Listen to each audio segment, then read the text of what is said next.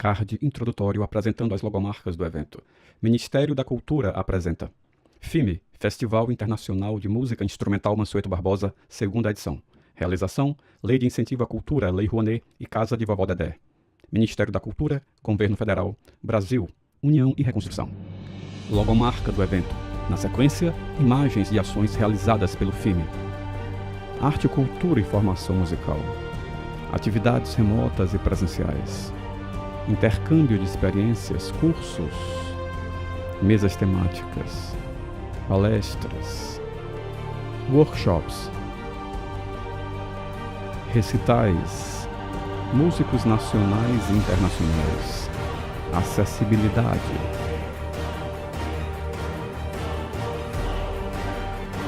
diversos olhares, linguagens e estilos, uma celebração à arte e ao conhecimento musical. O FIME promove ainda a 10ª edição do concurso Jovens Talentos, um tributo à dedicação e ao talento de jovens músicos de todo o Brasil, estimulando a performance musical, premiando 10 jovens músicos do país. FIME, Festival Internacional de Música Instrumental Mansueto Barbosa. Lei de Incentivo à Cultura, Lei Rouanet. Patrocínio Master, Grendene, Unipac, Semitomo Chemical, Lunelli. Patrocínio, Cozampa, Aco, Termaco, Asfaltos Nordeste, Ibite, Varejão da Sucata. Parceiros, BG Soluções Sociais, Fix Turismo, VSM Comunicação. Realização, Casa de Vovó Dedé, Ministério da Cultura, Governo Federal, Brasil, União e Reconstrução. Olá, bom dia, boa tarde, boa noite. Sejam bem-vindos ao módulo 2 do curso de flauta doce do Festival Internacional de Música Instrumental, FIME, da Casa de Vovó Dedé. Nas bordas da tela, contornando o vídeo, uma marca d'água com o logo do FIME em azul e vermelho. Na parte superior, em um fundo azul, constam o logo do FIME, o título do curso, aspectos técnicos interpretativos da flauta doce, o nome da professora, Luciana Gifone, e o logo da Casa de Vovó Dedé. No vídeo, a professora está sentada ao centro, à frente de um fundo branco. A professora Luciana Gifone é uma mulher branca com cabelos pretos cacheados compridos. Ela usa óculos de grau, brincos, blusa verde e calça cinza. Ao seu lado direito está uma mesa com diferentes tipos de flauta doce, material impresso e um notebook.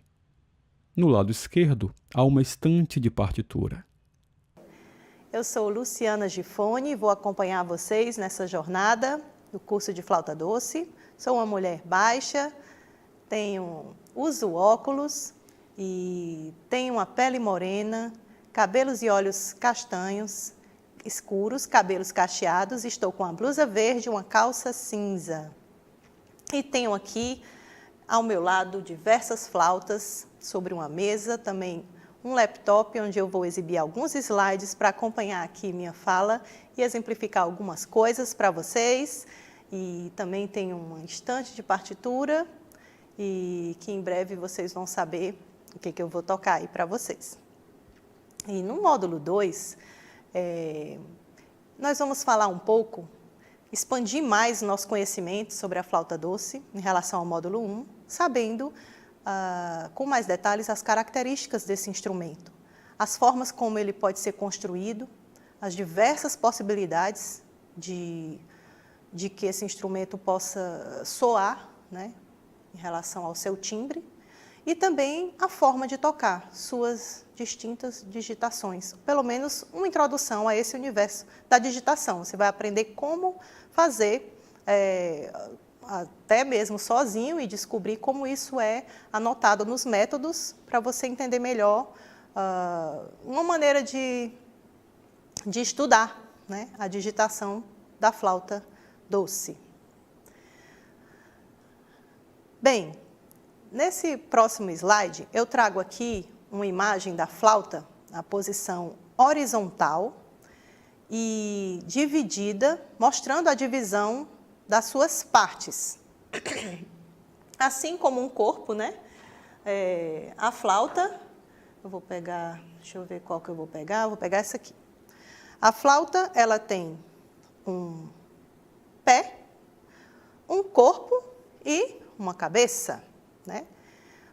o pé da flauta. Vamos começar falando de cada um, tá? Descrevendo cada um. Como é que é o pé da flauta? Existem flautas, gente, que o corpo e o pé não separam, tá? Mas a maior parte delas a gente consegue, digamos, separar, né? Desmontar, até mesmo para guardar, tá? Então, nós temos flautas que, por exemplo, o corpo e o pé eles são juntos, tá? Como essa aqui, que foi a minha primeira flauta, tenho um sentimento muito afetivo com ela, tá?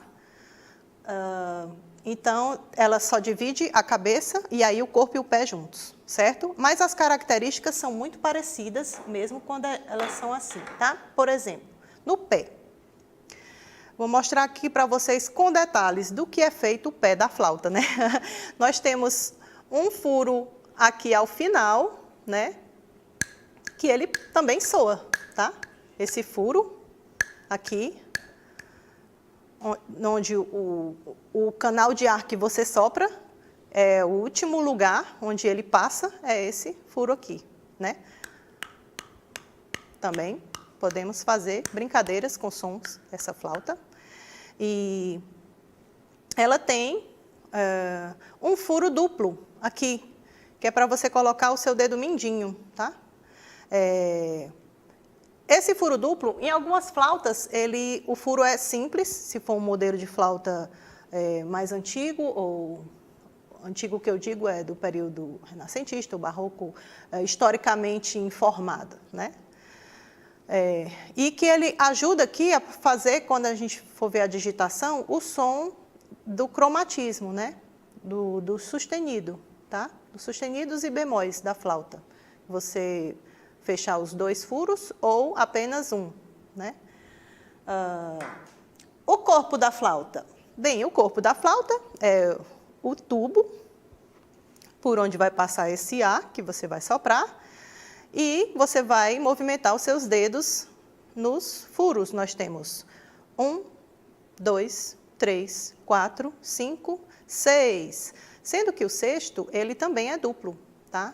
Também para ajudar a fazer o cromatismo, né? Os sustenidos e bemóis, certo? E atrás, como nós já vimos no módulo 1, a grande inovação da flauta doce no mundo das flautas, que é o furo que a gente chama de zero, tá? Que é o do polegar, tá? Que ele pode tanto funcionar todo tampado como metade, né?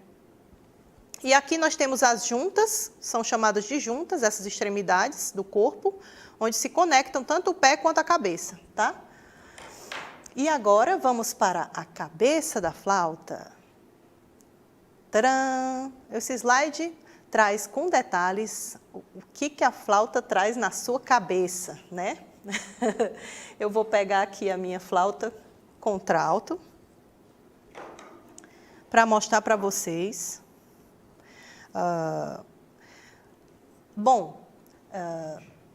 No slide tem como se fosse um corte, como se a gente tivesse cortado ao meio essa flauta, certo? E para a gente ver como é por dentro dessa cabeça, tá? E aí a gente vê a presença, primeiro aqui em cima, né? Tem o furo que é do bico da flauta, né? Nós podemos ver na imagem esse bico que você sopra e logo vem também junto dele o bloco. O bloco é como a alma do violino, é o segredo da flauta, o som da flauta está todo aqui, dentro desse bloco, a maneira como ele é feito, as características, o trabalho, né, a dedicação com que ele é preparado, esse bloco, tá? Se acontece alguma coisa com esse bloco, adeus a flauta, né? E aí nós temos abaixo do bloco uma outra saída de ar que a gente chama de janela, né? Essa janela, ela também é muito importante para direcionamento do som, certo? E aí nós temos o resto da cabeça, que é simplesmente o canal de ar para se chegar né, o tamanho dele vai também, junto com o restante da flauta, se chegar aos sons mais agudos ou mais graves ou médios, da forma como você quiser ou precisar tocar naquele momento, tá bom? Então, depois de mostrar esses detalhes da cabeça da flauta, eu vou entrar num assunto que é a grande polêmica de quem toca flauta doce e também a dúvida da maioria dos iniciantes que começam a tocar flauta, às vezes ganham uma flauta de presente, tudo, né? Professora, qual é a diferença entre a flauta barroca e a flauta germânica? Qual é a melhor? O que é essa flauta barroca, o que é essa flauta germânica, né? Gente, é muito importante falar desse assunto, tá? No slide eu já dou até a resposta com 3 exclamações. Barroca ou germânica? Barroca! Mas aqui, na minha aula, eu vou explicar para vocês por quê, né?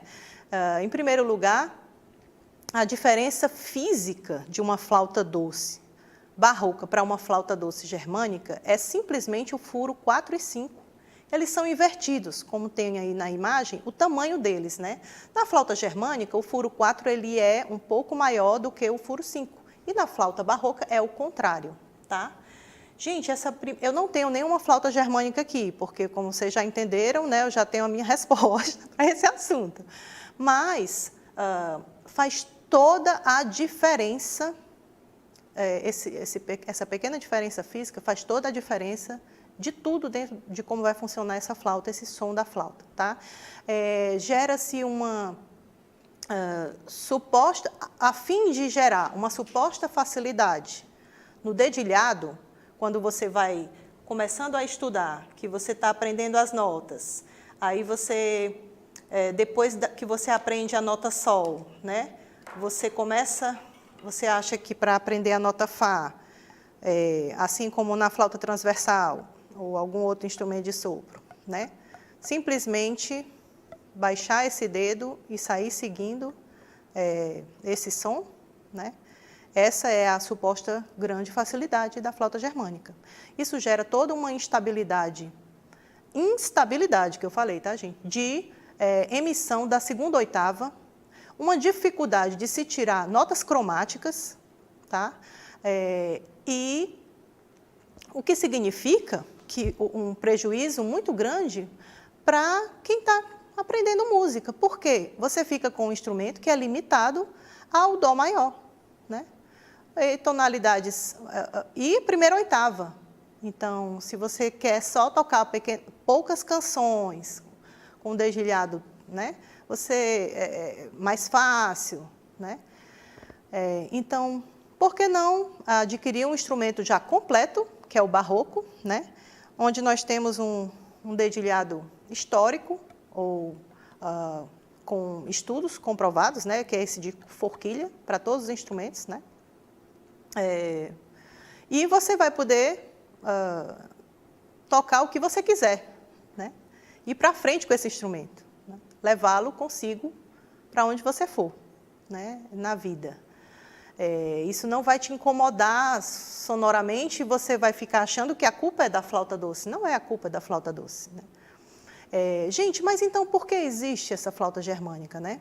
Como é que ela foi inventada, né? Para você saber um pouquinho mais sobre esse assunto, eu indico o site da professora, existe vários artigos nesse site, né? Que foi idealizado pela professora Patrícia Michelini, chamado Lab Flauta, professora da Escola de Música do Rio de Janeiro, da UFRJ, tá? E lá ela escreveu um artigo super interessante, pontuando cada argumento a respeito, e os mitos também a respeito da flauta germânica e barroca, né? Por que se chamou esse nome barroco? Também foi uma convenção, né, em relação ao que supostamente seria um dedilhado mais histórico, mais de acordo com os métodos, né? Mas é um instrumento que, com o passar dos anos, se percebeu que realmente ele é mais equilibrado, ele mais convincente, né? Tem uma sua estabilidade, tá? É tanto que você não vê esses outros instrumentos grandes, como a flauta baixo, por exemplo, germânica, né? Quem vai fazer uma flauta baixo germânica? Para quê, né? Já em relação...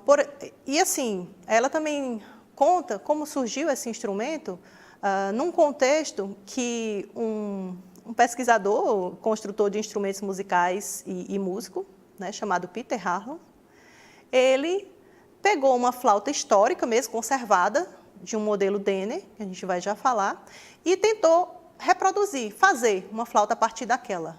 Quando chegou nessa hora, dessa nota, né, ele achou que o Denner estava enganado, né? O senhor Denner estava enganado, e ele consertou, ele tentou consertar, desequilibrando, fazendo esse desequilíbrio na flauta e propondo essa digitação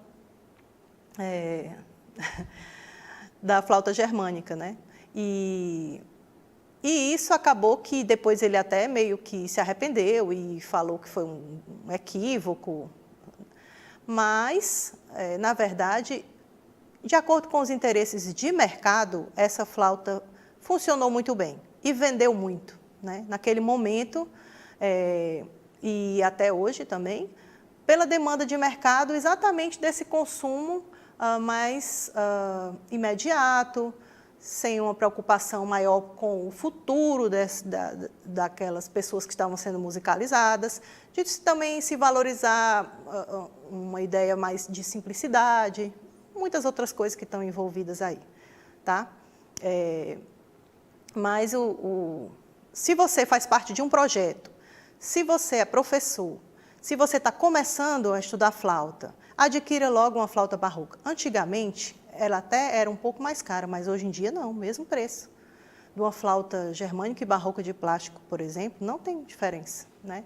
E se você é professor e pode impactar nisso, vai dirigir um projeto, solicite essa flauta barroca. Por quê?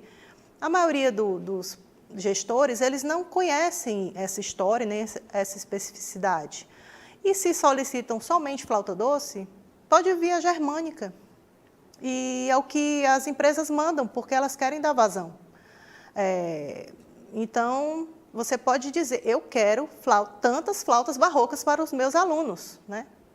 Isso vai fazer uma grande diferença, gente, no ensino da flauta doce no Brasil. E também na sua maneira de enxergar a flauta doce e tocar a flauta doce, né? E ser feliz com ela, né?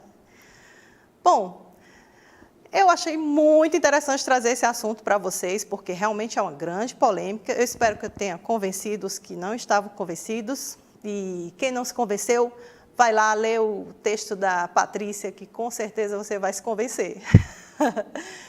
Vou falar um pouquinho sobre as flautas, os modelos materiais, né? Porque também não é só essa flauta de plástico que você conhece geralmente, né?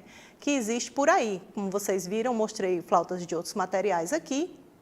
E é muito interessante que essa flauta de madeira, né, ela tem um som realmente bem mais encorpado, mais interessante, mais envolvente, né, como eu mostrei para vocês.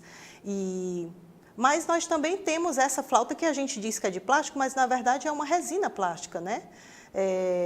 E temos essa flauta de plástico, por exemplo, eu tenho aqui a minha sopranino, né? A minha sopranino, ela é dessa resina plástica, tá? De fábrica, né? Porque as flautas, elas podem ser de fábrica ou feitas por luthiers, né? Aí nós temos também uma novidade, já faz alguns anos, né? Mas em relação à perspectiva de todo o século XX, é uma novidade, que é a flauta feita com fibra vegetal. Seria uma flauta ecológica, tá? Ela simula uma resina plástica, mas não é, né? Então, eu gosto muito dessa flauta, tá? E é a flauta que eu utilizo para situações, tudo, flauta para tudo, né? Não vou tocar num concerto, mas para dar uma aula, levar para uma praia, uma coisa assim, e tocar. Tem um som lindo e bem afinado, bem estruturado. Gosto muito. Aí nós temos também, nas flautas de madeira, tipos de madeiras diferentes. E aí vai resultar em sons diferentes e também cores diferentes. É por isso que as flautas têm diversas cores. As flautas de madeira, né? Essa aqui que é mais avermelhada, né? Tem umas que são mais escuras. E o legal é que elas vão mudando, né, gente? Quando vão mudando, sua flauta vai mudando de cor, né? Ela vai ficando mais clara ou mais escura. Essa daqui, ela era bem mais clara, né? E aí, com o tempo, elas vão mudando mesmo, né? Tem umas bem mais escuras, ó, como essa aqui, tá? Então, são utilizadas madeiras como grenadila, boxwood, kingwood, cocobolo, palissander, que é chamada também de rosewood, e modelos mais escolares, como a gente diz, né, que são mais leves, porque tem umas que são bem pesadas, tá? Assim como essa, geralmente é feito de frutas, né, pereira, macieira. Legal. E, bom, em relação aos modelos das flautas, né, esses que eu mostrei para vocês todos são de flautas de modelo barroco, ou inspirado nesse modelo da época barroca, que ela tem esse design, né, um design de 3 partes, o corpo ele é um pouco mais afilado de cima para baixo, né, e aí tem todos esses aspectos aqui do design da flauta barroca. Mas também nós temos outras flautas, como na aula passada eu mostrei, por exemplo, o grupo Royal Wind, que eles trazem uma família das flautas renascentista, né? E aqui eu tenho um modelo de flauta da família renascentista, que é uma flauta chamada de flauta Ganassi, tá? Essa flauta não é porque foi construída por Ganassi. Ganassi, na verdade, ele escreveu o primeiro método que se sabe de instrumento musical, tá, da história, que foi de flauta doce, chama La Fontegara, tá? E esse método, ele traz várias opções de digitação. Então, essa flauta é uma flauta construída no século XX que tenta simular tenta fazer com a ideia da digitação, cumprir a digitação do método Ganassi, né? Mas é interessante que um construtor chamado Philippe Bolton, ele acha que essa flauta ela não deve ser considerada uma flauta histórica, e sim uma flauta do século XX, né? Mas ela traz essa ideia de trabalhar um som renascentista, mais aberto, né? Veja que o pé dela, primeiro que ela só tem 2 partes, né? Ela é bem mais ampla que ela é cilíndrica e aí ela abre, né? Isso dá o quê? Uma sonoridade mais aberta, principalmente nos graves, tá? E ela tem esse anel característico aqui de metal das flautas. Essa minha flauta ela foi feita por um luthier chamado Marcos Ximenes, que é aqui do Ceará, certo? Vou já falar dele. Se você quiser mandar fazer suas flautas, né?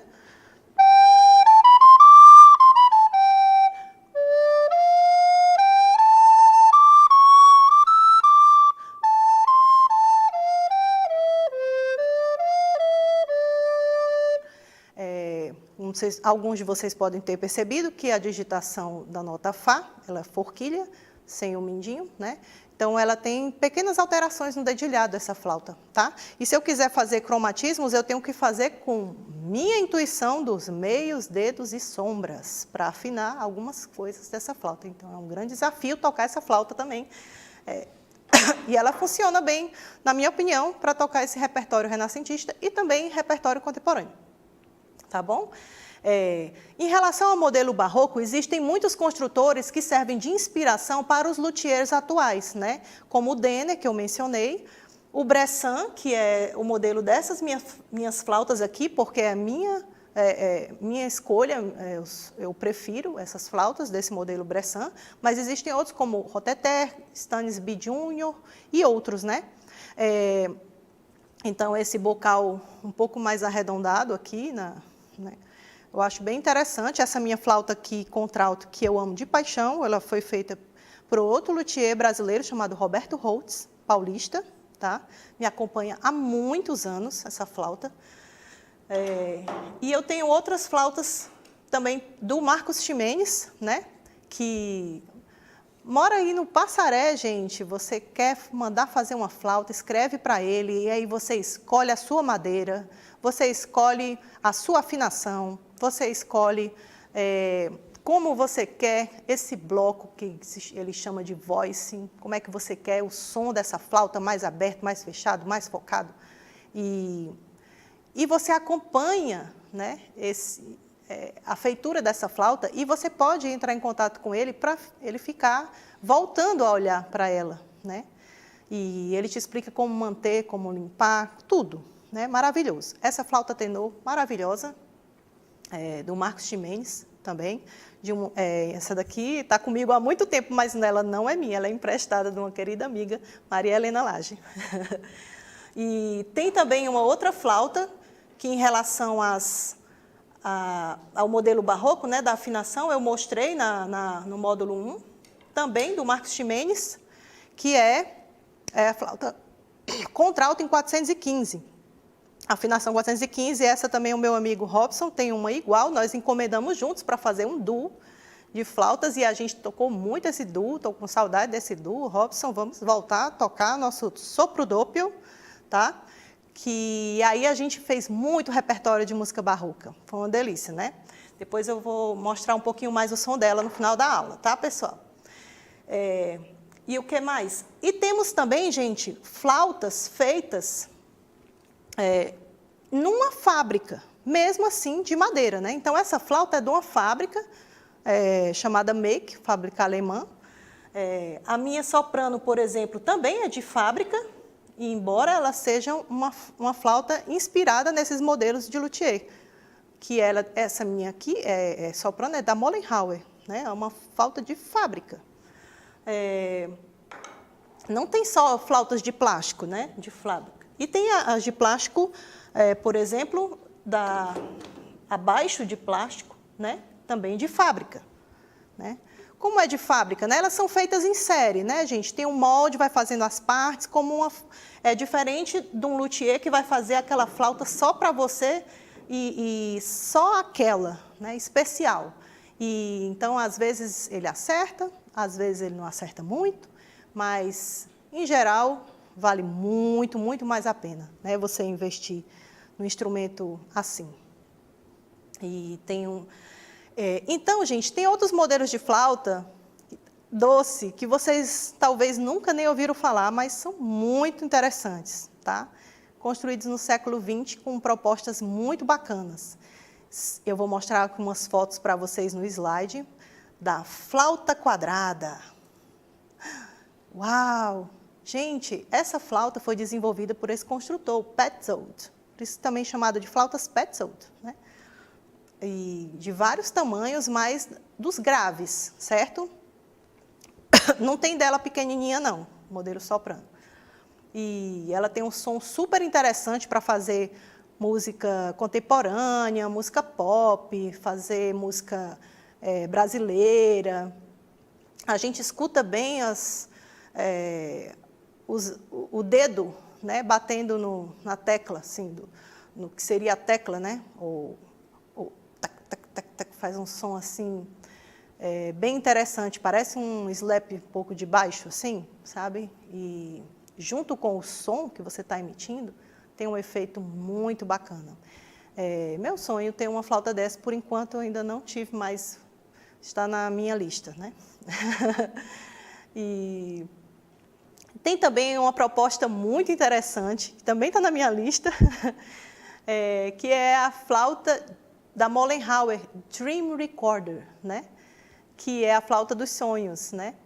Por que a flauta dos sonhos? Porque a Adriana Broiking, aquela construtora que eu mencionei no módulo 1, ela desenvolveu essa flauta porque é o sonho de todo flautista, ter uma flauta com o shape, digamos, né? O sonzão, o design da flauta renascentista, mas a facilidade de tocar e o dedilhado equilibrado da flauta barroca. Então, ela fez um instrumento híbrido, né, com um super som e um tamanho como o da flauta renascentista e essa maneira de tocar da barroca. E essa tem a opção do quarteto de flautas, da Adriana Broiking. E temos também, gente, para tocar aí, plugada, música de rock, o que você quiser, de heavy metal, uma flauta desenvolvida por esse construtor que eu já mencionei, Philippe Bolton, eletroacústica. Ela já vem com um microfone, né? O pessoal aí da técnica vai achar interessante também, né? Ela vem com o microfone plugado na cabeça da flauta, ao lado da janela. E já fica selado isso aqui, certo? E aí você pode usar ou não, né? E esse mecanismo funciona super bem para conectar com o cabo e sair tocando por aí em grandes concertos, né? Para um número muito grande de pessoas, grandes palcos. É muito interessante. Agora, eu gostaria de abordar um pouquinho sobre a digitação da flauta, tá? E eu vou começar pela flauta soprano. Como eu expliquei, existem muitos modelos de flauta e essas flautas também têm digitações, né? Existem também outras flautas que eu não mencionei aqui, mas é muito amplo, tá? Como, por exemplo, a flauta de voz, que é uma flauta que fica no tamanho entre o tenor e entre a contralto, por exemplo. Existem sopranos em outras afinações, como no modelo renascentista, elas são afinadas em quintas justas. Então, em ré, né? Contralto em sol, por exemplo, né? E por aí vai, gente. Então, é uma infinidade de dedilhados, daí vocês tiram, né? Mas eles cumprem mais ou menos a mesma estrutura, com pequenos ajustes e diferenças, tá? Então, essa estrutura é como? Eu vou mostrar aqui, através da flauta soprano, tá? Uma maneira de você estudar e ler isso nos métodos, tá? Nós temos a flauta, que aparece geralmente o desenho da flauta, né? Geralmente esse desenho não é assim tão lindo como esse desse livro maravilhoso do meu amigo Davi Calandrini, Flauteando, mas tem o desenho da flauta e aí tem os furinhos e eles são pintadinhos onde você deve tocar, tá? E isso serve como condutor para você saber. Às vezes a flauta não está nem desenhada, fica só as bolinhas para você saber onde tocar. E aí, às vezes, tem essa separação com esse tracinho, mostrando que você vai usar a mão esquerda na parte superior, polegar, indicador, o dedo médio anelar e a mão direita no restante da flauta. Então, a posição, né? É interessante você aprender também onde fica isso na pauta, se você está estudando música e quer tocar mais músicas, entender como tocar, né? É muito interessante você aprender também a ler a partitura, mesmo que você comece com essa notação moderna, que os métodos de flauta eles vêm com a notação moderna também, né? Eu falei aqui que existem outras notações que o flautista precisa saber, mas a moderna é fundamental. Então, aí nós temos essa nota lá. E aí, como é que você aprende as notas de uma maneira muito simples da digitação? A gente considera as posições dos furos, né, com números. Então, não é o meu dedo que tem um número. Aqui na flauta é a posição do furo que tem um número. Então, esse furo do polegar, que fica atrás, é o 0. Aí, aqui na frente, vem na sequência. 1, 2, 3. Aí, vem para a outra mão direita. 4, 5, 6 e 7. E a gente ainda pode chamar esse de baixo de 8, tá? Então, a nota Lá, qual é a posição da nota Lá? 0, 1, 2. Aí é muito fácil de você identificar. 0, 1, 2. 0, 1, 2. Certo? Então, na primeira oitava, coloquei no slide seguinte, a posição só com esses números, para você entender como você vai ler isso em vários métodos de flauta que traz esse tipo de notação, para você entender a digitação, tá? Então, se eu tenho o Dó grave, aí, como é o Dó grave? 0, 1, 2, 3, 4, 5, 6, 7. Vixe, a flauta... né? Então, se eu quero um Dó sustenido ou um Ré bemol, eu desloco um pouquinho o meu dedo mindinho.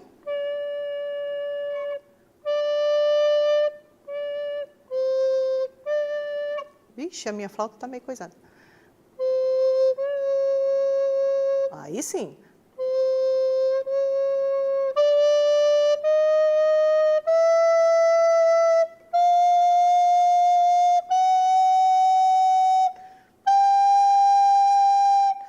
Então, aí eu parei na nota Sol, 0, 1, 2, 3, né? No slide. Aí se eu quero, aí quando é só meio dedo que você usa, a gente coloca um corte. Então, o 6 com o corte significa o 6 meio dedo, né? Então, por exemplo, a nota Sol sustenido, né? Ela é 0, 1, 2, 4, 5 e metade do 6, ó. Certo? E assim vai, terminando na nota Dó, que é o 0, 2. Aí, no slide seguinte, temos a segunda oitava, começando a partir do Dó, e aí quando chega na nota Mi, Dó, Dó sustenido,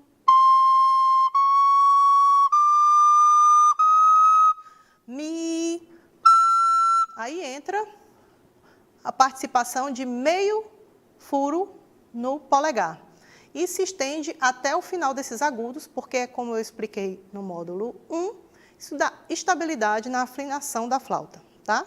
E no módulo seguinte eu vou falar um pouquinho sobre a técnica de movimentar esse polegar, tá bom?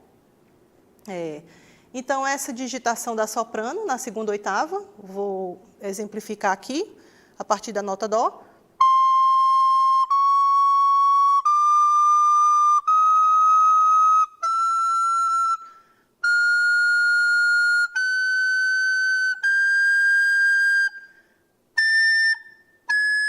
Sol sustenido.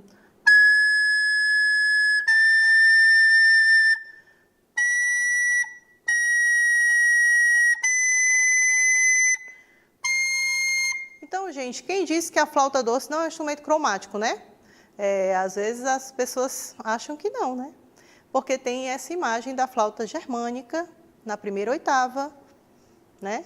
E somente a escala de Dó maior.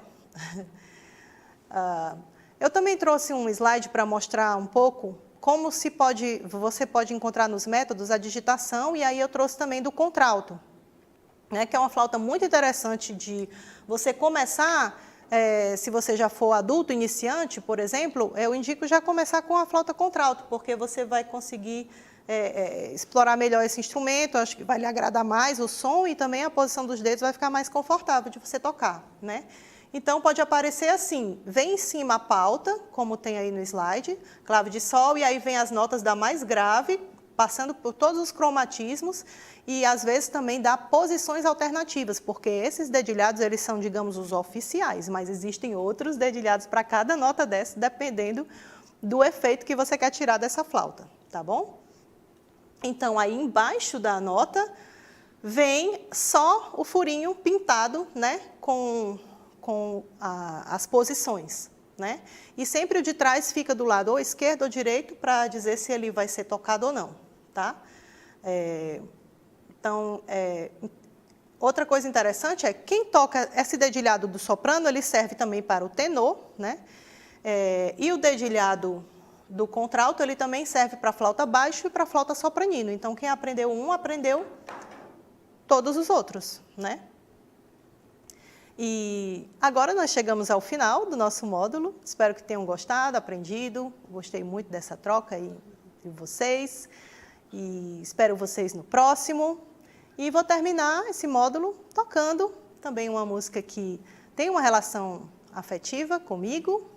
Quero trocar essas boas energias aí para vocês com essa flauta muito querida do meu amigo Marcos Ximenes, com afinação em 415. No módulo passado eu mostrei também as diferentes notações. Eu vou tocar um pequeno trecho de uma divisão de um ground italiano, né? que é um baixo que se repete italiano. Vocês não vão ouvir o baixo, porque eu vou tocar só a melodia, e só uma parte, tá? Do período barroco. Então, ele tem uma notação diferente da moderna, mas já é bastante parecida, com pequenas diferenças. Um prazer estar com vocês, pessoal.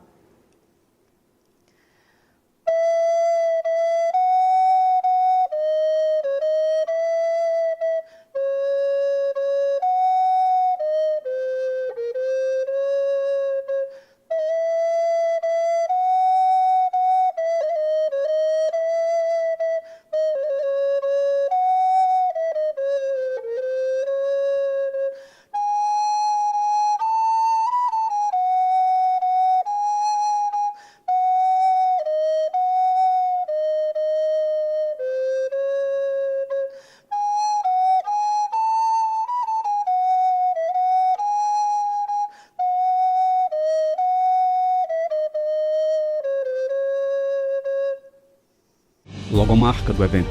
Na sequência, imagens e ações realizadas pelo filme. Arte, cultura e formação musical. Atividades remotas e presenciais. Intercâmbio de experiências, cursos. Mesas temáticas. Palestras. Workshops. Recitais. Músicos nacionais e internacionais. Acessibilidade.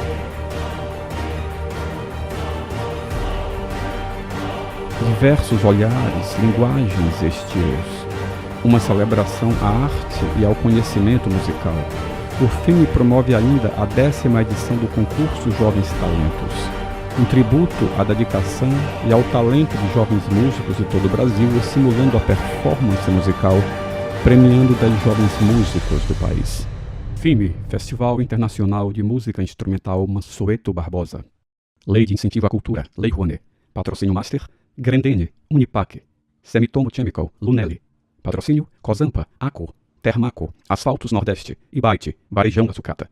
Parceiros, BG Soluções Sociais, Fix Turismo, VSM Comunicação. Realização, Casa de Vovó Dedé, Ministério da Cultura, Governo Federal, Brasil, União e Reconstrução.